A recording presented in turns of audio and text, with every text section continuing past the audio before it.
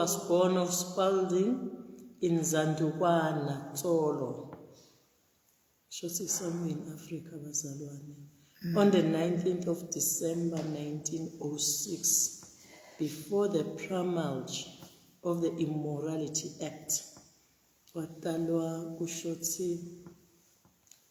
watalwa bantu labangemibala lehlukile.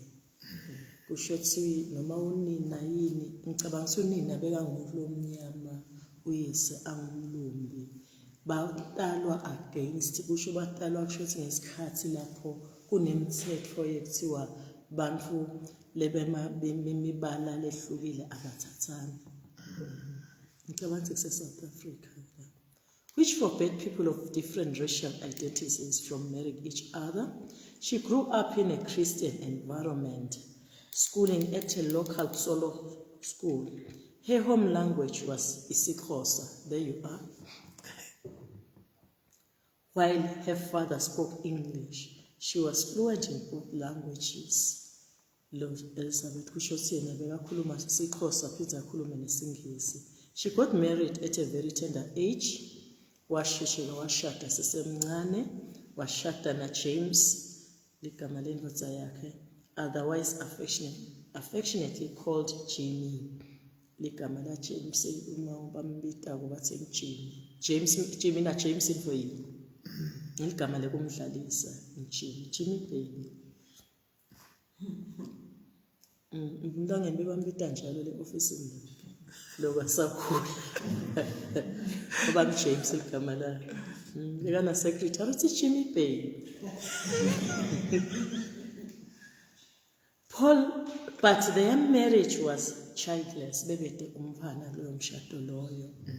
Elizabeth lona. However, one day she was told in a dream that her children would be countless in number. Wasewuthola liphupho bazalwane kwekuthi bantwana bakhe abanawubaleka. Kusho sibataba abaningi kakhulu. On the 13th of May 1950, she had a vision. Waba nembono ngale 13 May 1950. That on the following day, 14th of May 1950, she should be prepared to welcome visitors whom she did not know. Watshelwa ke kulombono ukuthi lungela noma lungisela ukuthi utawumukela tivakashi longatati longazange sotibone. It so happened that on the very same day, that is the 14th of May 1950, was the day of Pentecost. She got up early in the morning and with her husband Jimmy went to church. At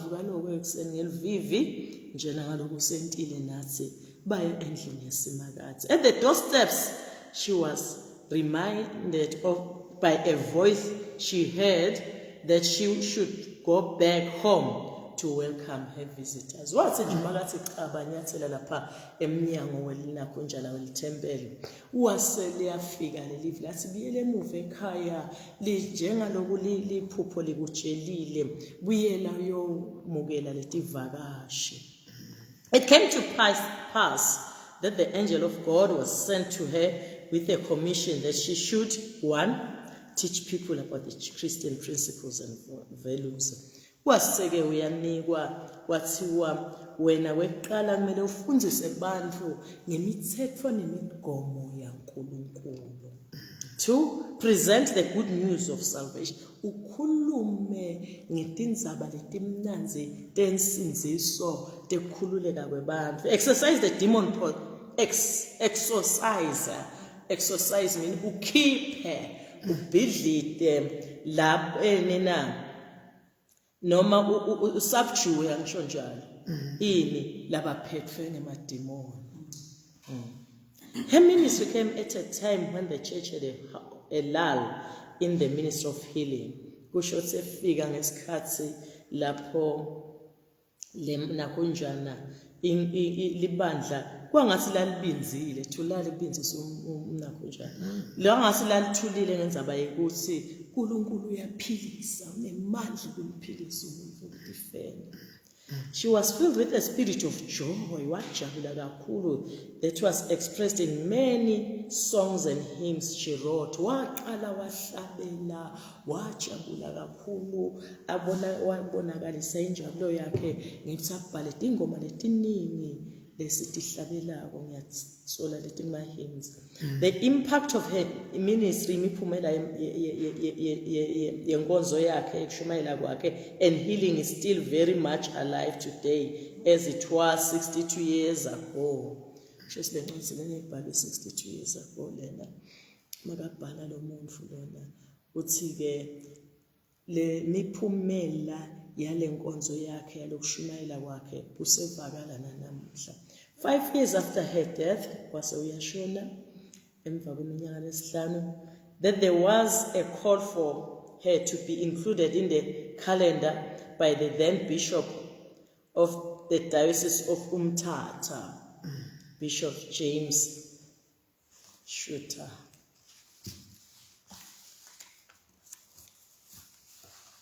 Kusho sibathi igama lakhe liyabonakala kumakhalenda elibandla. She died in a tragic accident on the 4th of April 1964. Wafa engotini yemoto. Ngotini. Yes, leyi madima kakhulu.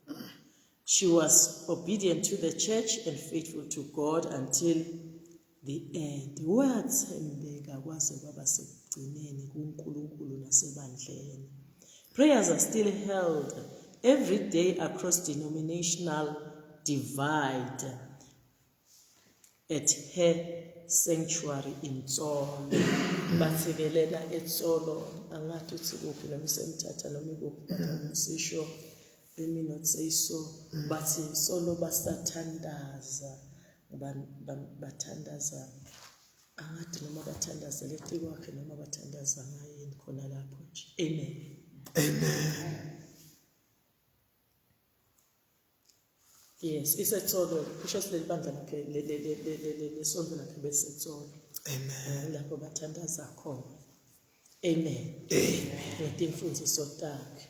Hallelujah. Amen. Ngicela ukubuyela lapha mina ngisevalekile ngiyasendathini. Ngisacela nje 2 minutes bazalwane ngifunde le ncwadi ya wisdom. Amen. Sisithi chapter 3 khona invele ngicapture ishile lapha verse 1. Let me find this book. So difficult to open it.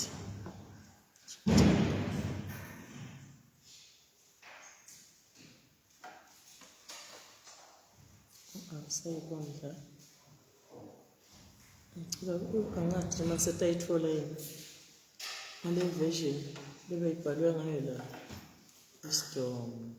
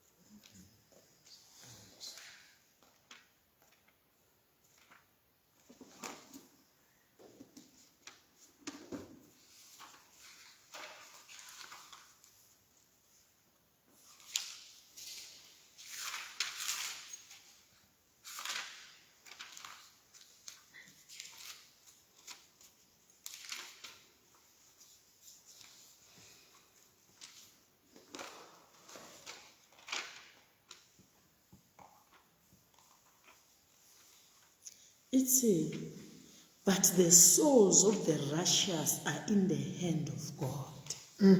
Imiphefumulo yalabangcwele isesandleni saNkulunkulu.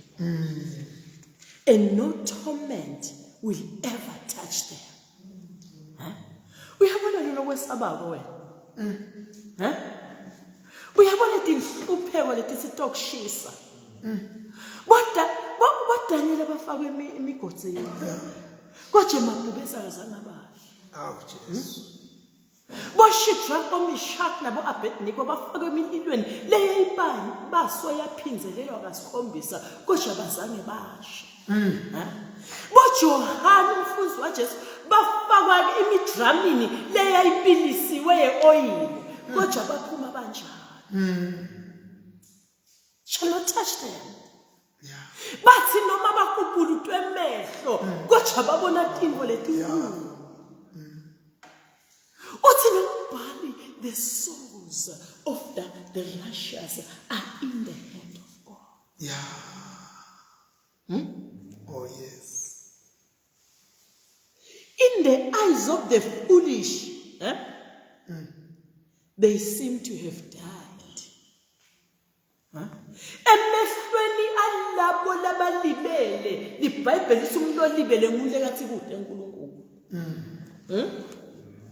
babukeka bangilabafile laba useless ubona sinomvangcwaba aphila akanamsebenzi nawo babukeka bangilanjani labafile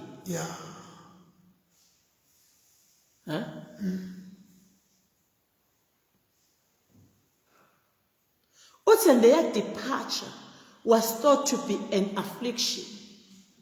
Noma sebahambile emhlabeni bacabanga ukumapanishile uNkulunkulu sele thina tigwiri kuba sitengana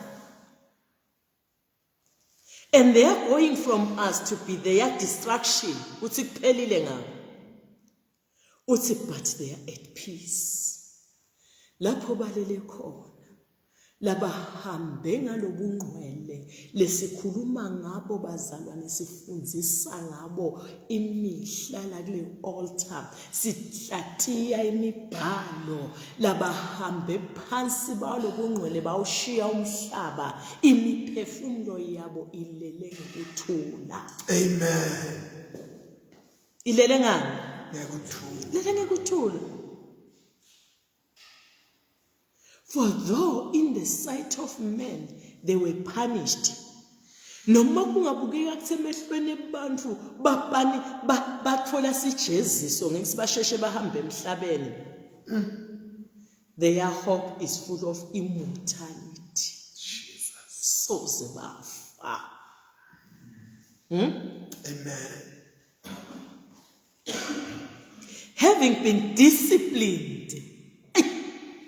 Asisimakaze ngimthanza ngenta njani ngiyamdiscipline having been disciplined where is this a little uthi ushaywe nje kancane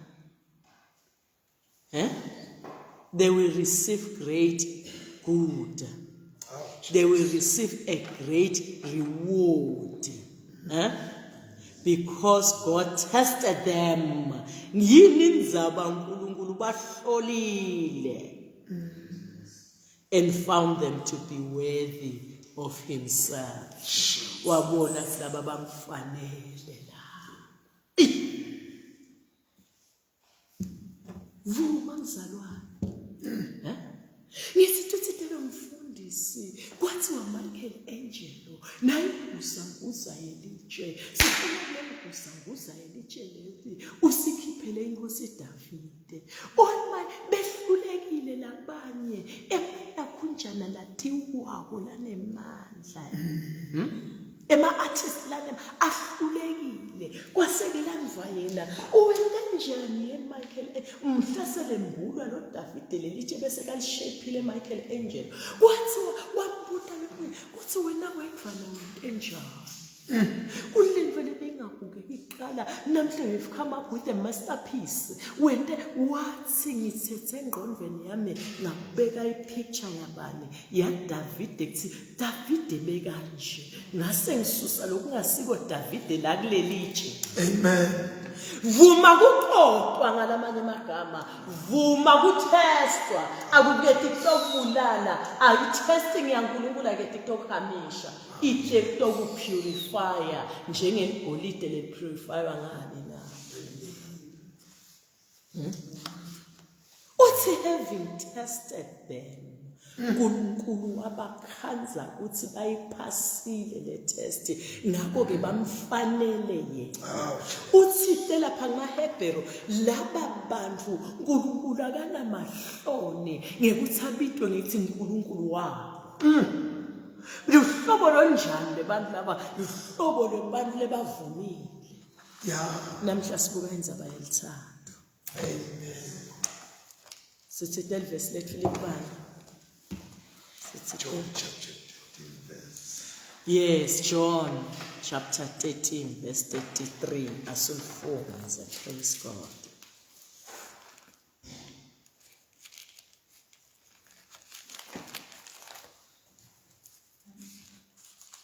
Banbabami, ngisedamba nani sikashana.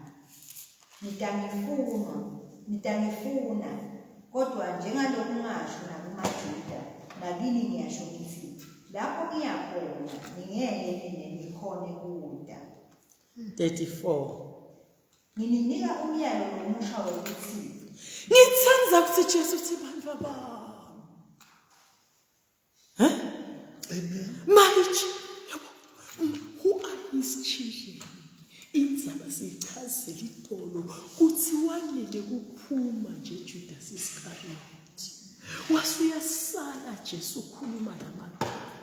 Mngithi amaningi amagama bekangawakhuluma kwakufanele futhi kwakuya kumvuma kuthi nimbona nje aphuma so yakungithengisa bekasolathi uhamba nami kani uyangidanda njani kani uyangiyenga ngithela ngethule emehlweni bekangahambi nami lo mfula bukani bona noma sengimgeze etinyama kodwa sola kafuni kuphenduka inhlitiyo akayakhuluma ngenhlitiyo yaJudas kodwa Jesu wakhetha athi bantu baba ngininika umyalo nomusha noma kuthi la ngiyakhona ngeke ngikhona udzika mnengedwa nje ngiyawufika khona le kufeni la ngiyakhona le mathunjini emhlaba la ngiyakhona le la kingdom ya Satan nemadimoni akhe netingelo sitaka ngabe sikaya lapho phela neke nikhona kufika kepha nini ngoba nisala la ngemuva sengininika umyalo lomusha ngininika ini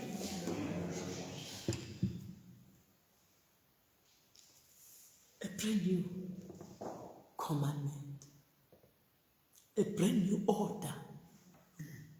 Amen. It's a command. It's an order. Amen. It's a njengoba nami nginithanzile bantwana ba nanithanzana nani njani nanithanzana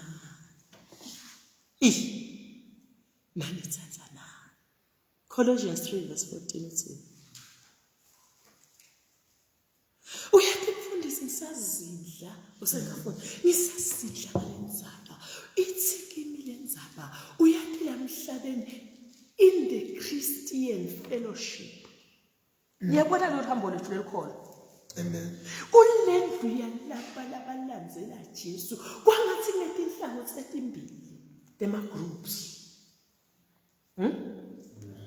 kwangathi ngetinhlangothi etimbili tema groups mangibuka lenza kunale group lapha ibazana Judas forms a group masingambikisa kulena kunjana lamuhla le scenario yanamuhla Amen. and it's very unfortunate ngemehlo amenyama uma ubuka kwangathi baningi laba kule group ya Judas ayingcenye yabafunzi baJesu Judas awashiya washiya njengabo Petro washiya. Zange Judas bamkhanzalele abhabhalele phasi. Washiya umndeni wakhe, washiya wenda njani walandzela Jesu. Wenda njani? Uyaphuma uyangena Jesu emitini nasemitananyeni lemi uJudas ukhona. Futhi Judas bekane position abaningi labayifunako. Labaningi labayifunako ekhaya sethembeleni. Yakuphatha imali. Sibane bakhethe mphatha imali. Ane mphatha imali. Abanikene lokwa finance. Ayitho abamabhalana yini. Ithi inhlito hey man ufuna nasiya man. When you in the best position. Amen. Niyambona into umuntu abasabani. Jesu perform miracles lamakhulu khona Judas.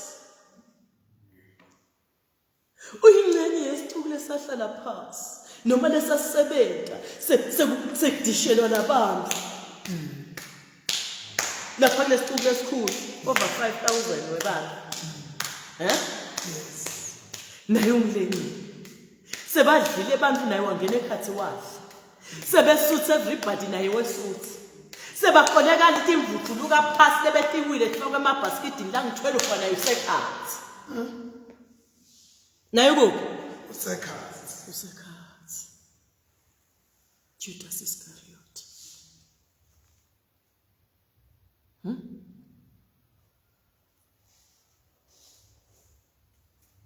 Kwangathi nengcenye mfundisi igroup engitsite unfortunately ngathi inkulu.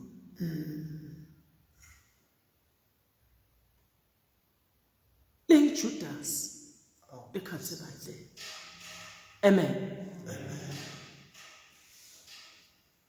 Hawu lo muntu yabazalwane kuthi umagezwa tinyawo naye wageza tinyawo. Kuthi uma sekuthatha lesifo. Naye infect waqalwa ngayo. Waqalwa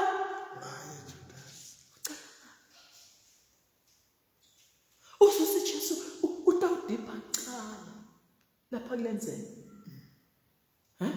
Lesifo.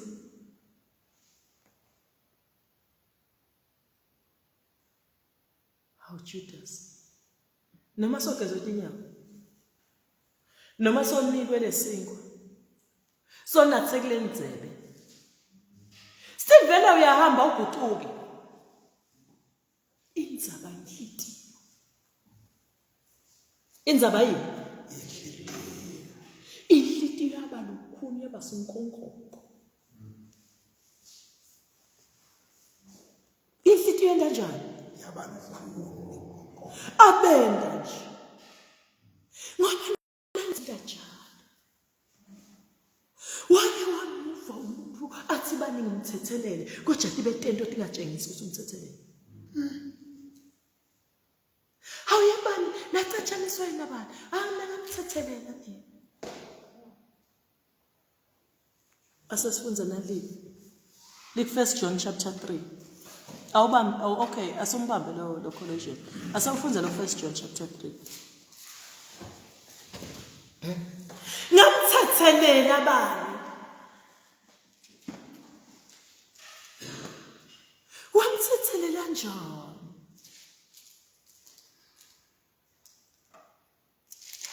Ngimthethelele mina nginankinga mina naye.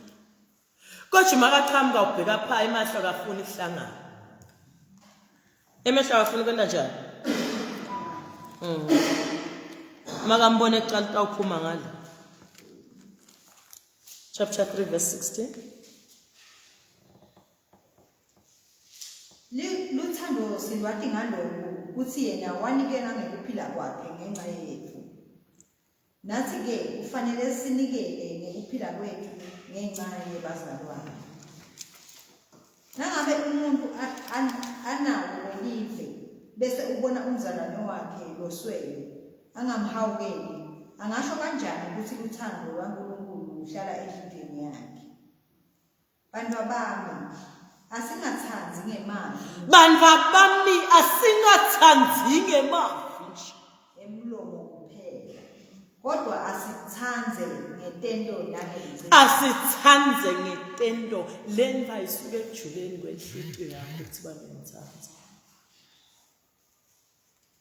Ngapthathalela mina lo munye uthi wamthathalela hlala naye ukuthi uhlambalisele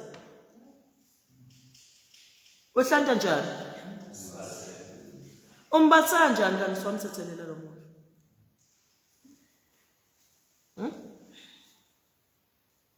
Ngoba makufika ukukhumbula lokona kwakhe uthi ngithi tengidawufaka sifoni faka sifoni emntweni yakho utshele sathane suka kimi lo muntu lona ngamthethelela ungalibali ukulibala ukumkhumbuta futhi.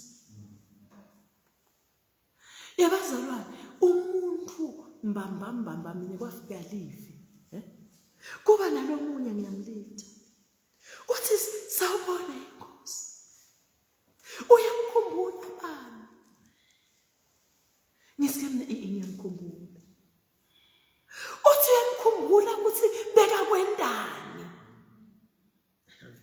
ngithi mina kujabe kamendani ngibude yena sangikhohliwe mina uyathi lo muntu ngangimlifte bekahleli eceleni la imongo ku-driver nakho njalo ku-passenger seat ngiyashayela mina wathi nje makathatha uvula umlomo kwaba nempi yasilisha letindlela ngase ngivalile ivana lathi uyabona-ke kusukela namuhla bonke lebabona ngifuna ukuthi kube kanje lo bani wena wamthethelela mbamba ngoba usakhumba vele bengiqinisele ethi angikhumba wayekongentando baba uyakhuluma lana ngisamuva mina sengichumene nelizulu lithi izulu nako ngikuthethelela ngifunako la kuwe ngoba wona usakhumbula ukuthi ubani wakwendalo. Yabazalwane ngathi ngimehlisa ngase ngishaya indumiso ngathi ngiyabonga simakaze ngiyabona lo mzala wetinsuku nako ukuthethelela umuntu ukukhohlwa ukuthi wakwendani uma kuvukako iye lwani nako lemizindlo lemibi bazalwane ilethwe ngusatha uyathi ngithi mina sake kwenta umfundisi Dludlu aphethe ichathi yenhlitiyo wazivetela inhlitiyo lethe enkulunkulu lekhathi kwafetilwane tonke letenyanyeka kutinyoka kwakhona la ikhathi tinguonje khona la ikhathi yini emabhuku tinja khona la wakhaza ngakunyethi lokumele indoko wasawuthi bakufika Jesu letindlo tiyaphuma baleke tinyama tiphuma tihlayela ngaphandle kwalenhlitiyo tilinze nje the slightest opportunity to do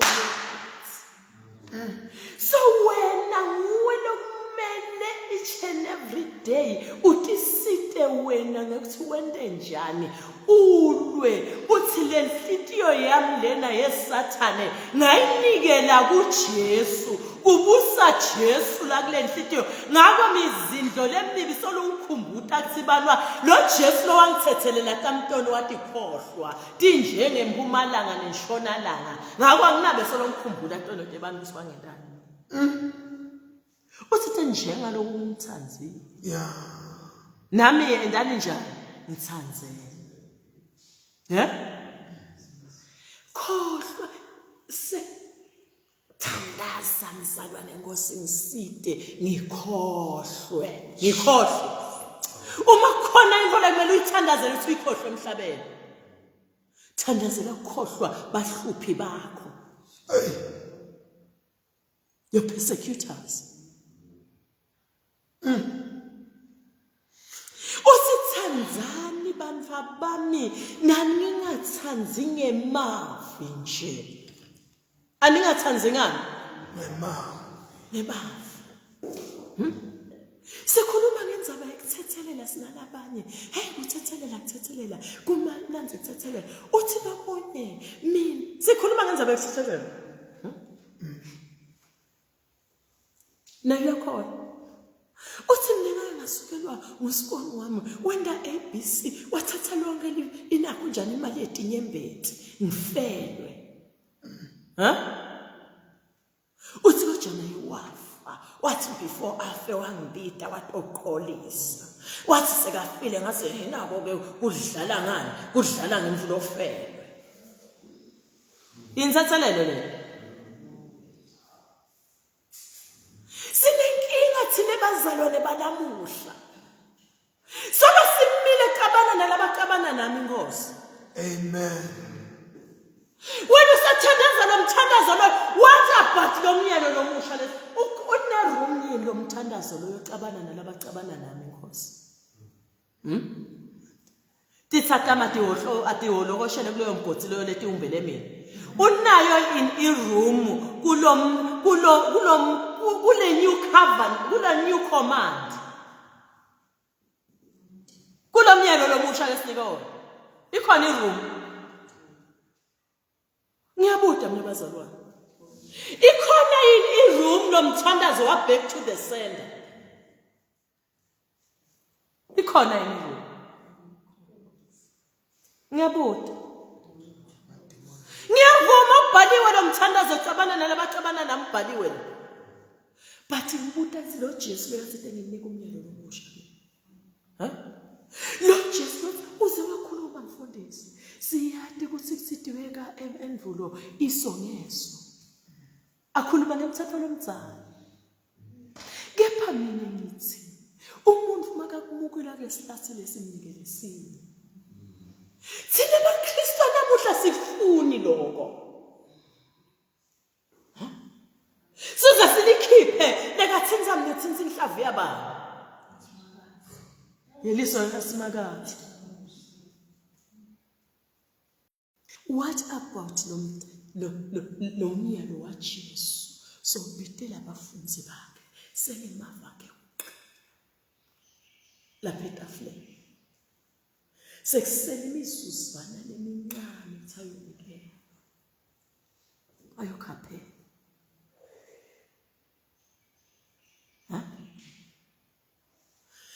I am challenged. Which group am I in as a Christian yalamuhla? Ngile group ya Judas Iscariot. Noma ngile group yanaba boPaula lebathi what shall I boast about?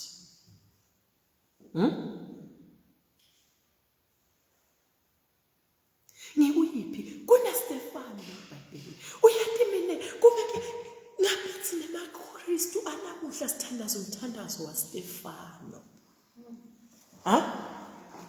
Wasishela a very good example. Yena noJesu wasishela a very good example. But asasibukela waStefano Acts chapter 7.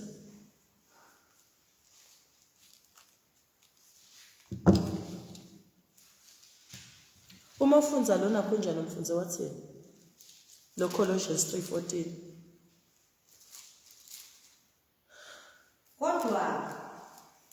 Kodwa ke tulukwa konke lokho yembathani uthando lolusibopho sekuphelela. Umuntu embethela uthando lo nguStefano bamkha kudele kangadi indzaba bamkhanza ngani na ngemaji. Bamgcoba ngani? Bambulala. Bamgcobela kufa. Bamgcobela ini? Wafa in their hands. Kodwa sesive amagama akhe egcina.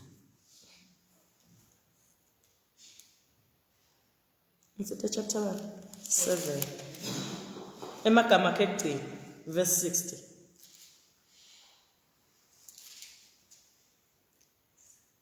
Waguqa phansi wamemeta ngelivile elikhulu wathi wamemeta ngelivile elikhulu, meaning he was really desperate. He was what? Desperate. Ngalenza abaleka ikhuluma. Atsinda amagama. Khosi, ungababekeli isono ngalokhu labakwentabo. Ungababekeli sono ngalokhu. Nkosi, uma ubala Ntolo-Ntabo, ngicela ungasibali lesi esono.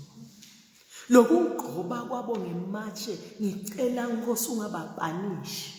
Bathethelele ngalamanye amagama. Ungababekeli isono ngalokhu labakwentabo. Akungabi isono kubo Nkosi, wase uyafa.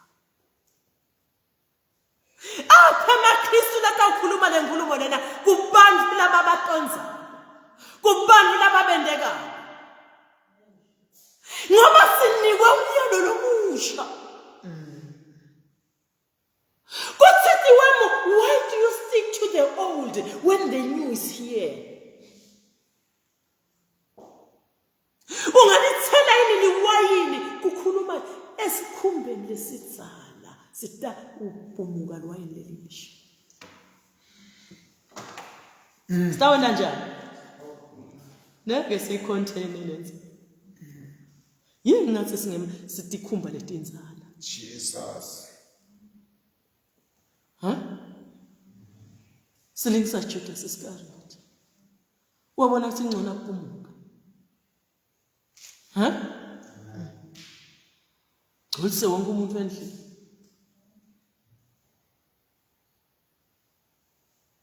We are given a new command.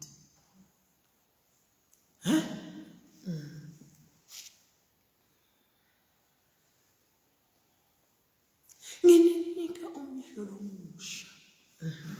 Njengoba nami nginithanzile nanithanzana.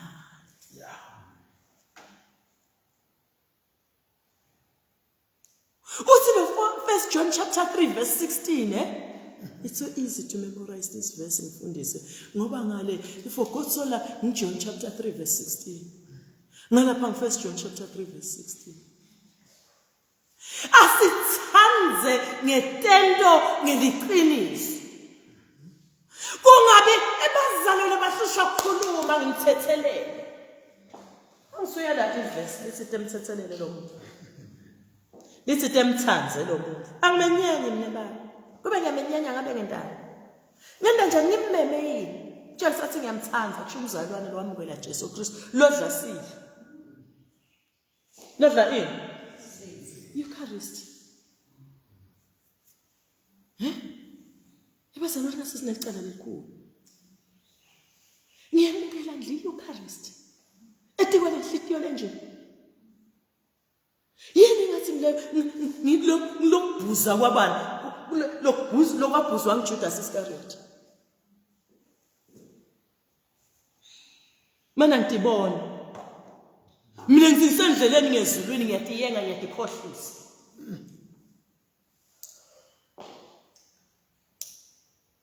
Uyathi kunephilipisa chapter 13 ngambe wemisebenzi yabapostoli. Khuluma ngeluthando. Uyabhala ukuthi ama-characteristics eluthando asho anjani. Uthi luthando khona ngilithinta kakhulu lumbonya incwaba yetono. Ungonile lo muntu kodwa konke ngiyamthalalisela, ngiyamthanza lo muntu. Ngiyangibekise ngemfati lohlushwa ingodze emendleni. Babe bathi abantu uhamba lendlu zitakubulala, ahlala umfati azabayeka. Hayi, abone ukuthi usibabayeka, uhlalele abantu abami. Hayi, uthanza lendlu.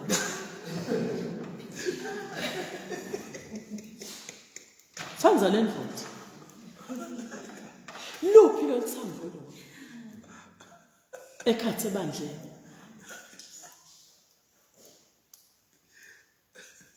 Amen. Amen. Luphi lo thando lo? Luphi? Luphi? Uthi lumbone tetono letiningi inqwaba yetono inotono letiningi accumulator tehle kodwa ngiyamthatha ngiyengishayela uthando lwalobabe wendvodzana yolahleko lithi livi abehlala njalo abukile lapho kwashobela khona indvodzana yakhe emehlo bekangasuki gazing at the horizon alangatelela kuthinga lenyelanga yawubuya imqinisweni wathi mhlabo lithi livwatha sasekhashana wabona sifundana sithi uncema loba luthando yini lo luthando aliphelela sindvo luthando bazalwane lumanje uthide Jesu lithi lelivi uluthando kutawuphela konke ngisho ukukhuluma ngetilimi kutawuphela ngisho prophetha lo ngikungaka lethi umbhali kwangathi ngabe wonke umuntu ulangatelela sipho seprofetha yini indzaba na ngoba si-edifya libandla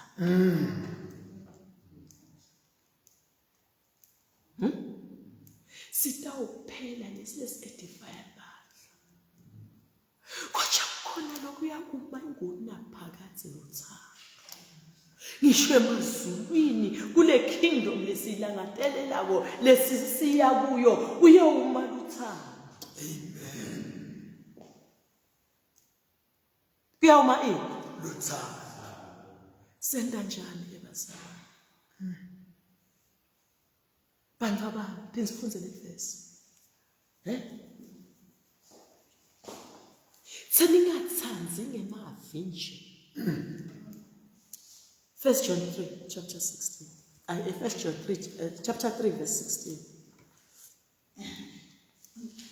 luthando silwani ngalokho uthi funza the last verse bantu abami asingathanzi ngemavi 17 yes emlomo kuphela kodwa asithanze ngempendo nangeqiniso asingathanzi ngemavi nje emlomo kuphela ngiyamthanza baba kodwa tendo zero tendo bani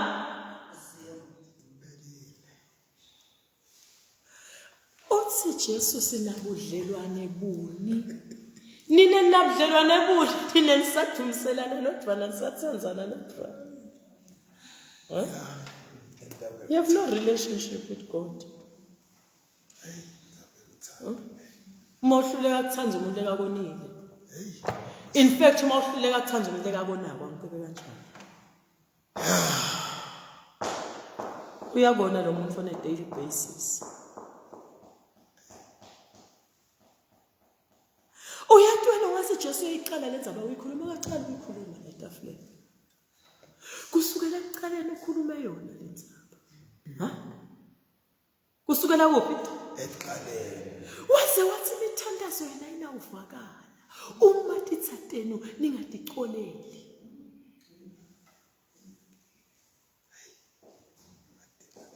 uvuka kuseni ngokwemnyama utela endlini yasimakadze uthandaze impela labasimva ngoba yasho sibayathandaza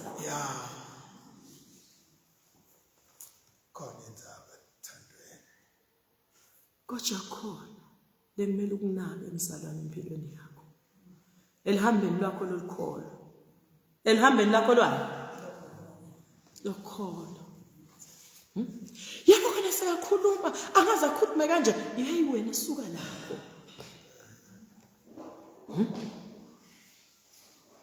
suka lapho angizange senomphoqela kodwa nje unganye kulungile ngithe mina usiyimali nekuthandwe ngubani bani wemukele lokwemhlabeni usona usiyimali neke phansi kwemthundo welanga noma ngabe unjani noma ngabe unemsa kangakanani noma ngabe uyisimother St Teresa yena beke metitala dictatorship baba wonke umuntu bekamhaga.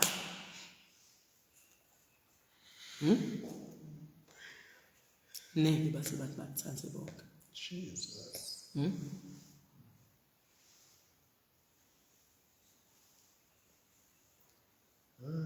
Bantu neke bakuthanze bonke. Bantu neke bele njani? Neke bakuthanze bonke. Neke bakuthanze bonke. Wamukele lokho. Futhi bantu batakutshengisa ukuthi baya kwenyanya. Abanogcina nje ukunyanya ngasese. Atakutshengisa. Wena kwakho kubhekisa ubathatha. Kubhekisa njani? Bathatha. Ngoba sinikiwe lo mnyaka. Sinikiwe Lo mnyaka omusha. Sinikiwe lo mnyaka.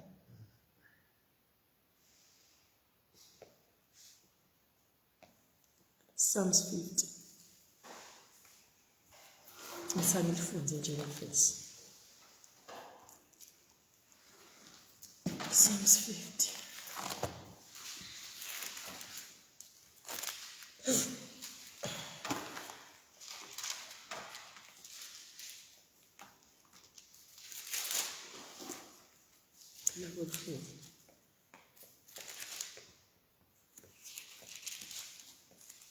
Yeninika umyalo lomusha. Njengoba nami ngimthanzile. 17 uthini? Ngoba wena uyakutonza kuyadwa. Emavi ami kuwenza ngempilo. Uyakutonza kuyana. Uhlobanini lemkristu wena. Ukule side la kaJudas lebeka kutonza kuyana. Kodwa usekhathe ebandleni. Uma kuhlatshelwa kona uyahlabela. Uma kuthandaza kona uyathandaza.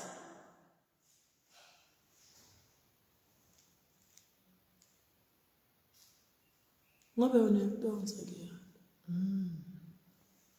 Uyakuthanza kuyana. Uma ungaphamisa sandla uthi ngilokuthanza ukwendana uyana. Kusho lo mthetho lona utawuthatha ngimnika umthetho. Umthetho phela kuyana. Uma unikwa umthetho usuke uyalwa. Bayalwa laba abantu abalishumi nakubo. Kwathiwa thanzanani. Njengoba nami ngimthanzile. Ukuluphi ihlangothi mina? Mina ngikuluphi ihlangothi ufuna ngidibute? Mangithelekani. Ngidibute on a daily basis. Ngivuke ekseni ngicime entsambama. Angisilo ilo hlobo lokutonza kuyana. Uma ufunza lo verse 18 asomfunza umverse uthi Uthi ungabonanisela ube ngemathe nomlwimi nalo umtsilinza wonye netiphini. Uyakutonza kuyana. Mathe nelulwimi. Nami sengidawuthola.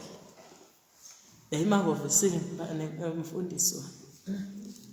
Nami nami ngidawuthola. Uyakutonza kuyana.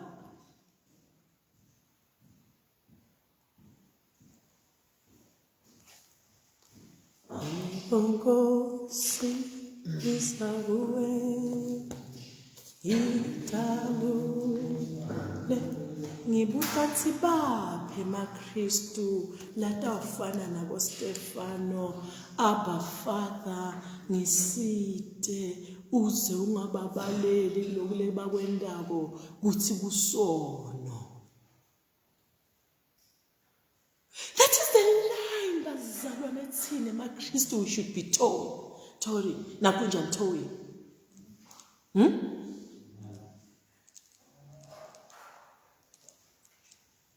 Sinikiwe sesihambe ngendlela nayo. Sinikwa umyalo yawo.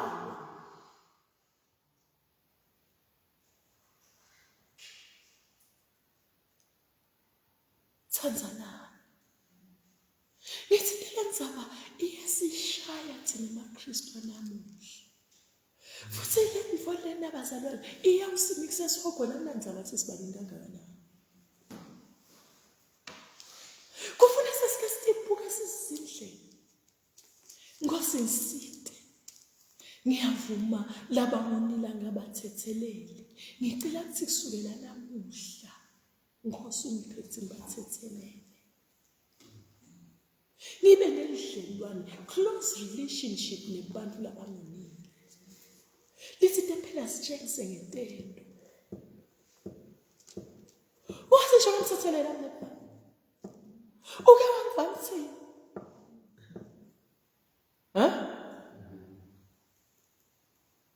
Kodwa inhlitiyo na indani gaya ini? Ibala iyenda njani ibala iya? Ibala yabe. Hello. Ngale sento. That is not forgiveness. Yadlala wena. Loma bela simkhonda kwebazalwane inhlitiyo iyayifunza. Wathi yonke imizindlo yethu. Lenza bayifuna icelela inhlitiyweni. Kugezeke lenhlitiyo. Uma umbuke lo mfumthanzi ube neluvelo naye. Thanda nathi nibothi mawuthandaza ucela ibusiso uNkulunkulu ticelela wena kubafuna mali. Nkosi ngicelela nabani? Cela Nkosi ukuthi umsidi, umphumelelise, uvule amafastela ezulu, wehlise imvula ethi ibusiso. Umbusisa phuma umbusisa ngena, indlela yakhe ikhanya, umkhanyisele, uyihlahlambelise, umsimise ethandweni lakho nasensinzisweni. Yibona? Thandazana nomuntu manizalwane. Yonke la resentment lonayo against yena itawuphela. Amen. Amen. Ngininika ini? Umyalo lomusha. Yendani njani? Tanzania. Amen. Praise God.